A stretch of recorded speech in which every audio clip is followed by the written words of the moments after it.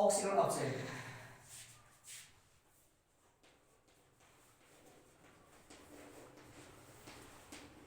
ऑक्सीकरण अपचयन।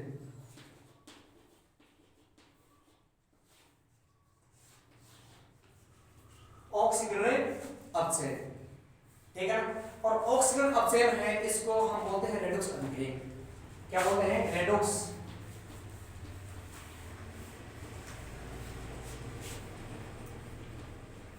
अभिक्रिया, ठीक है ना। क्या बोलते हैं? रेडॉक्स अभिक्रिया, ऑक्सीकरण अपचयन। और जो ऑक्सीकरण होता है उसको तो हम उपचयन भी बोल सकते हैं, उपचयन,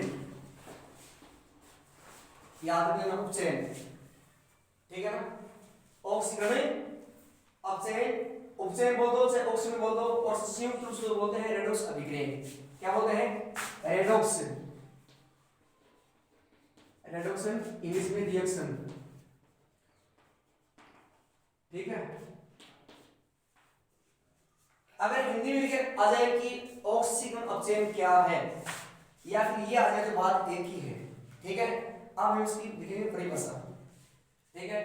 तो इसकी परिभाषा क्या होगी? वे रासायनिक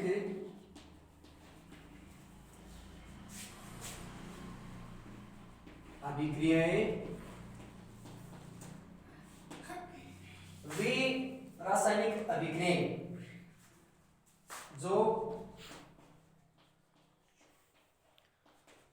साथ साथ, वे रासायनिक अभिक्रियाएं जो साथ साथ चलती हैं, साथ साथ चलती हैं, अर्थात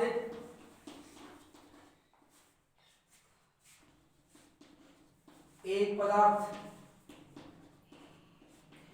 का अपचयन होता है तो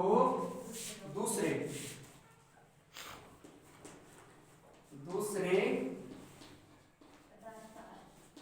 पदार्थ का उपचयन होता है, ठीक है। वे रासायनिक अभिक्रियाएं जो साथ साथ चलती हैं, अर्थात एक पदार्थ का अपचयन होता है तो दूसरे पदार्थ का उपचयन होता है, उसे रेडॉक्स अभिक्रियाएं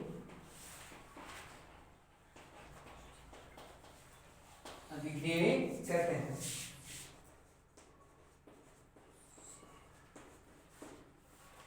ठीक है, ये तो इसकी हो गई परिभाषा, डेफिनेशन हो गई इसकी। ऑक्सीकरण अपचयन की संयुक्त रूप से बोलते हैं रेडॉक्स अभिक्रियाएं, ठीक है। अब इसकी हम लिखेंगे रासायनिक समीकरण, रासायनिक समीकरण।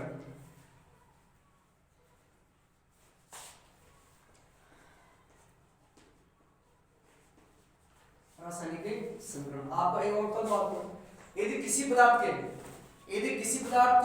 में अगर ऑक्सीजन की वृद्धि होती है ना, तो हम कह सकते हैं कि उसका उपचयन हुआ है। अगर किसी पदार्थ में यदि ऑक्सीजन में वृद्धि होती है तो उसका उपचयन होता है, यानी ऑक्सीकरण। और यदि किसी पदार्थ में से और ऑक्सीजन निकलती है या ऑक्सीजन का ह्रास होता है तो हम कहते हैं कि उसका अपचयन हुआ है, ठीक है। तो हम यहां पर इसका एग्जाम्पल ले रहे हैं, रासायनिक समीकरण क्या लिखेंगे? CuO कॉपर ऑक्साइड है, कॉपर ऑक्साइड प्लस H2, उसके बाद में इजिकल टू या तीर का निशान जिसको बोलते हैं, ठीक है। और यहां लिख देना तापन, तो इससे बढ़ेगा कॉपर प्लस जल बढ़ेगा, ये जल का सूत्र है H2O, हाइड्रोजन के दो परमाणु और ऑक्सीजन का एक परमाणु में से क्या बनता है? जल बनता है, याद रखना, ठीक है ना। तो इसमें भी इस तरीके से तीर के निशान से इस तरीके से ऐसे, ठीक है ना, ऐसे लगा देना आप। तो कॉपर ऑक्साइड प्लस H2 तो यहाँ पर देखो जो कॉपर है इसमें से क्या हो रहा है, ऑक्सीजन का ह्रास हो रहा है, यानी ऑक्सीजन में कमी हो रही है ना, क्या हो रही है, कमी। तो यहाँ पर हम क्या लिखेंगे, अपचयन। ओके, उसके बाद में हाइड्रोजन है, हाइड्रोजन क्या देखो ऑक्सीजन में वृद्धि हुई है, तो यहाँ पर क्या लिखेंगे हमें, उपचयन लिख देंगे, ये उपचयन। ठीक है, अब इसमें ऐसे पूछा जाए कि निम्नलिखित रासायनिक समीकरण या अभिक्रिया में किस पदार्थ का उपचयन हुआ है और किस पदार्थ का अपचयन हुआ है। तो इसमें देखो यहाँ पर जो कॉपर है, कॉपर ऑक्साइड है, यानी कॉपर का, यानी तांबा, ये सी किसका प्रतीक है, तांबे का प्रतीक है। ठीक है, तो यहाँ पर जो कॉपर है, कॉपर उसका क्या हुआ है, अपचयन हुआ है। क्यों हुआ है, क्योंकि कॉपर में से ऑक्सीजन का क्या हो रहा है, हवा हो रहा है, यानी ऑक्सीजन निकल गई उसमें से। ठीक है ना, तो यहाँ पर किसका क्या हो गया, अपचयन हो गया। अब हम देखते हैं हाइड्रोजन, हाइड्रोजन में ऑक्सीजन जुड़ी है, H2O जल बन गया, इसमें से ऑक्सीजन निकल गई, तो यहाँ पर हाइड्रोजन क्या हुआ है, उपचयन हुआ। ठीक है, ओके, आगे समझ में एक बार फिर कर दूं कि वे रासायनिक अभिक्रियाएं जो साथ साथ चलती हैं, अर्थात एक पदार्थ का उपचयन होता है तो दूसरे का क्या होता है, उपचयन होता है। ओके,